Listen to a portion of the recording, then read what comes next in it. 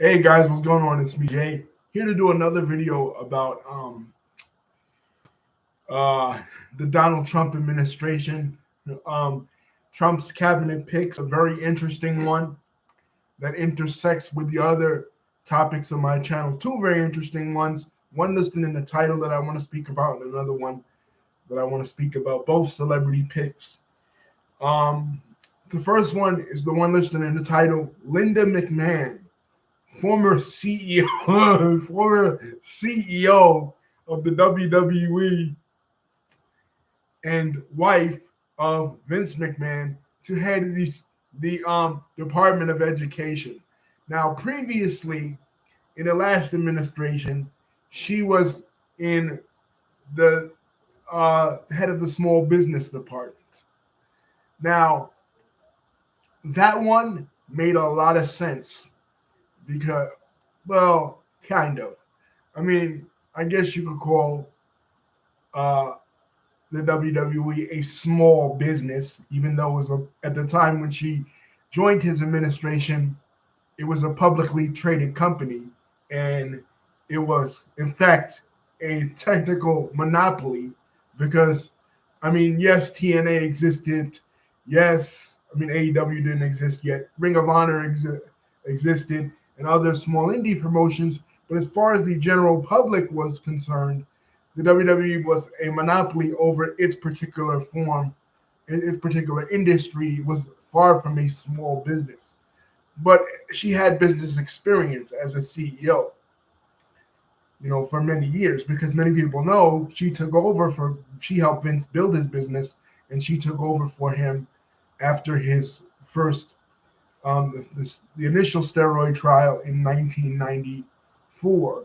She took over administrative duties.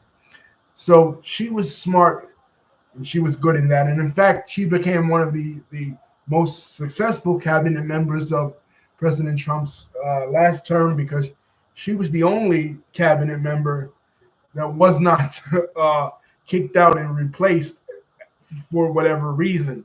You know, um, Omarosa was kicked out, Anthony Scaramucci, um, Jeff Sessions. It was like a rotating door of people that were let go, especially a lot of the old loyalists from the previous Republican administrations, uh, President Bush. Trump didn't like any of those people that were like John Bolton, for example, that were involved with President Bush. He just let them all go. But she wasn't. She chose to leave, I believe, in like 2018, 19, and went back to her duties working for the WWE. But now she is to head the education department. Now this is pretty weird to me. I mean, she did serve on the Connecticut State School Board, and she was involved with the Sacred Heart organization, which I believe is like a Catholic school thing. So she was at least a little bit involved with things like that, but she has no experience in education. And her plan for education, in my opinion, could be detrimental to education in this country. I mean, technically, because she plans to revert the power back to the state governments and state and local governments, which technically, by the standards of the original Constitution, and abolish the Board of Ed. By the standards of the original Constitution, it is constitutionally correct that education is the only thing uniquely delegated to the states and the states alone. As far as the separation of powers between the state and federal government, most of the most of the bulk of rights are shared between the state and the federal government, leaning towards the state, uh, leaning towards state power, whereas in Whereas education was exclusively a state-run issue for many generations and many decades. So that's pretty much what she will return to. But I don't know if this would be a smart thing, because if that's the case, then kids won't be competing on the same level as far as like education. Some children will have a greater advantage depending on where they live geographically. So I'm not even sure if that's a smart thing, but that's technically her plan. Right now, she's heading up his transition team, Trump's transition team, transitioning from President Biden to President-elect Trump, and a lot of people like her, as well as um, Howard Lutnick, who is the head of uh, the brokerage and investment bank. Cantor Fitzgerald is also heading. She was on the board of trustees for Connecticut's Sacred Heart University, and Trump stated that she has a deep understanding of business and education, despite not being involved in business. I believe that Linda always had these political ambitions. As many people recall, in 2010, she ran for the Senate in Connecticut and lost, as well as 2012. She ran for the Senate for the state of Connecticut and lost. We all remember those cringe worthy stand up for WWE campaigns that were all over WWE television in 2010, especially during our initial run for Senate.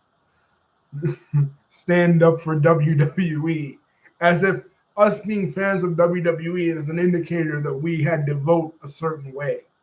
That we had to vote Republican, which is very interesting. I think Vince McMahon's politics are very interesting.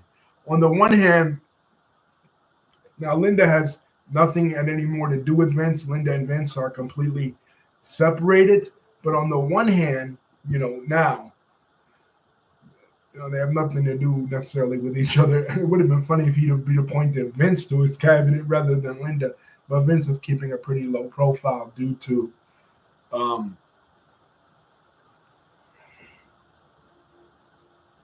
due to the the allegations, Janelle Grant and stuff, and he and Linda are officially separated, so it really doesn't matter what Vince wants. But what I'm saying is Vince McMahon's politics and Linda McMahon's politics, because they were a unit for so long, is very interesting, considering the fact that the parents' councils that came against WWE in the 1990s were really conservative. But Vince McMahon is a conservative in the classical sense, not necessarily a social conservative.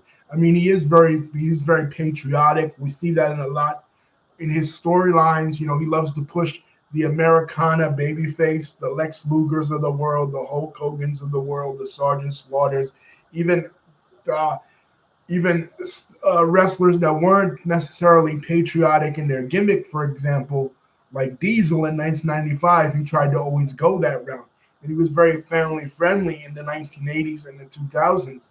But in the 1990s, it was the parents' councils and the New York Post, which was a conservative paper, and writers such as Phil Mushnick, conservative writers such as Phil Mushnick, that were his main adversaries. But at the same time, you could see why a guy like him would reject big government, because it was the federal government that tried to come against him in 1994 with the steroid trial, and he used his platform. Uh, he used his platform with WWE to lambast Democratic administrations. We all remember during the 2008 election, when Barack Obama and Hillary were at each other's throats during the Democratic primaries. There was an episode of Monday Night Raw that featured an Obama impersonator wrestling a Hillary impersonator. But later, the actual Barack Obama and the actual Hillary Clinton and the actual John McCain, all three did promos on Raw, you know, educating voters to get out and vote. The SmackDown the Vote campaign, with wrestlers in 2000, wrestlers speaking at both the DNC and the RNC that year. But even I'm talking about even before that, in the 90s, like 1994, when he had a Bill Clinton impersonator at WrestleMania 10, or 1995, which took place Survivor Series 1995, which took place in Washington D.C. He had the Bill Clinton impersonator there. So he's always kind of tried to involve himself in politics, and of course, the only time he did directly was with Linda McMahon's Senate campaign and the donations to Trump, the Political Action Committee donations to Trump, all three times that Trump ran in 2016, 2020, and 2024. In fact, in 2024, the McMahons were the biggest contributors to uh,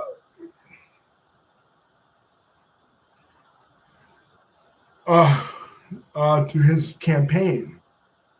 And another person I wanted to talk about was another celebrity turned politician was Dr. Mehmet Oz. Uh,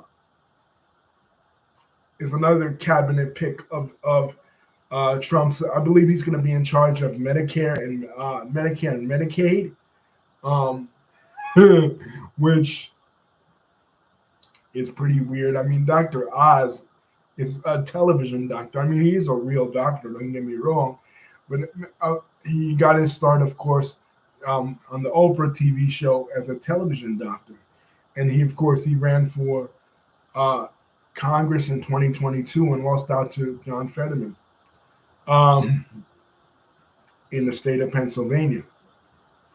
But I remember when he did that and he ran as a Republican. It's weird because, like, the Republicans, they always um, talk about how Democrats worship these celebrities, and Democrats love the celebrities. And up until Kamala Harris's campaign, I really didn't see that. I mean, yeah, Hillary got a lot of celebrity endorsements. Obama got a few celebrity endorsements or whatever, but really not that much. Ironically, it was the Republicans who were always either getting a lot of these celebrity endorsements or sometimes even nominating celebrities to run for political office. I mean, think about it. We have had 46 men be president of the United States, and two of those 46 were celebrities, and they were both Republicans. Ronald Reagan, a former Hollywood actor, and Donald Trump, a former reality television star. I mean, yes, he was a business mogul before that, but had he not had The Apprentice, I don't think he would have been as successful running, particularly outside of the Northeast, New York City, where he was, a nationally known celebrity since the 80s. But outside of that, in the whole nation, he could probably be mayor of New York City or whatever, because in New York City, he was always involving himself with the political discussions of the day, and he even butted heads with the mayor at that time, Mayor Koch. But as far as the whole country, no, he wasn't that well known until The Apprentice came out, because Trump flirted. I believe this was before The Apprentice. Let me.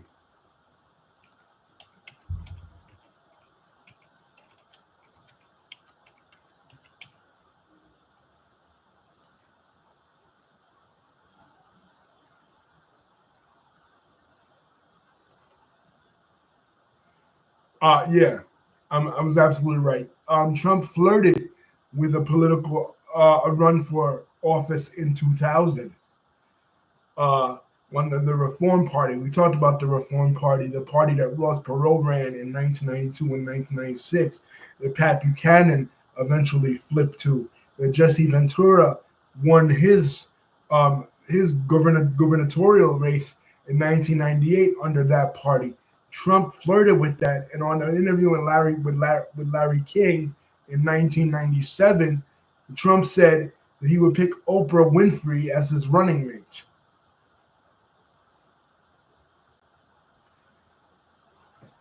But he cited dysfunction within the Reform Party as to why he left the Reform Party and eventually went to the Republican Party. But I don't think he would have won. He wasn't taken seriously in 2000 at all, really. You know what I mean? Because he didn't have The Apprentice. The Apprentice didn't start airing until 2004. The Apprentice gave him that national exposure. So, yes, he was in Home Alone in the early 90s, but again, that was a very New York-centric movie. The title of that movie was Lost in New York. So he could have probably won mayor, but as far as president, of the whole country, no, I don't think so. So they nominated celebrities. They're the ones that nominate celebrities. They're the ones that have Sonny Bono. Not Sonny Bono, the wrestling manager. Sonny Bono, the singer. Cher's ex-husband was a former Republican congressman. Arnold Schwarzenegger, the former governor of California, was also a Republican governor. The Rock, Dwayne Johnson, was approached by the Republicans, was also approached by the Democrats, but usually no. Usually, other than Al Franken, who was a former congressman, and Stuart Smalley on Saturday Night Live, Democrats don't really run celebrities. It's true that, a lot of celebrities are Democrats, but Democrats don't usually run celebrities. As far as WWE wrestlers, well, with the exception of Jesse the Body Ventura, every WWE wrestler that has been involved in politics has been a Republican. Every single one. Like Kane, Glenn Jacobs, the mayor of Knox County, Tennessee, right? Linda McMahon, 2 Senate runs.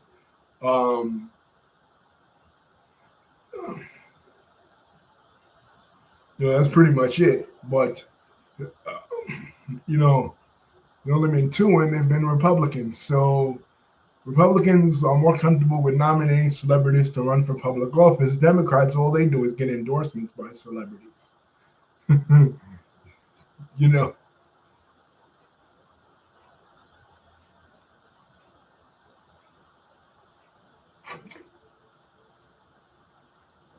So Mehmet Oz and Linda McMahon, both in Trump's cabinet. Linda was always kind of the lame duck McMahon, but I think Linda and Trump have something in common besides both being featured on the WWE and both being owners of the WWE. Trump wasn't a fake owner. Trump was a fake owner of Monday Night Raw in 2009.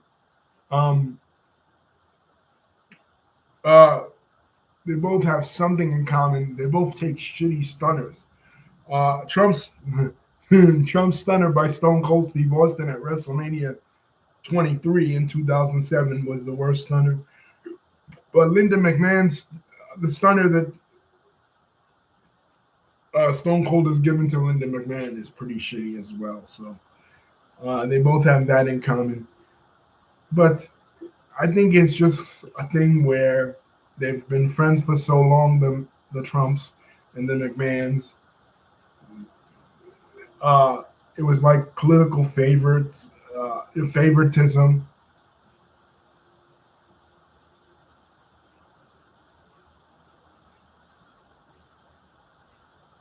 On the part of Linda.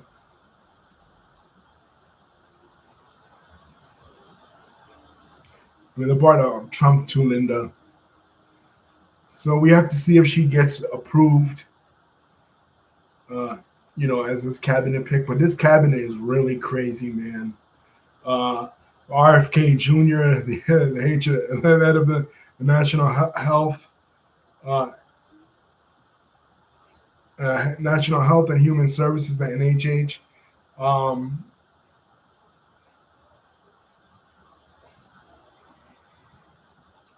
and now Linda McMahon, head of education. I think it was a really weird pick. But suck on it to everybody that always made fun of me and said I was not educated because I was a wrestling fan.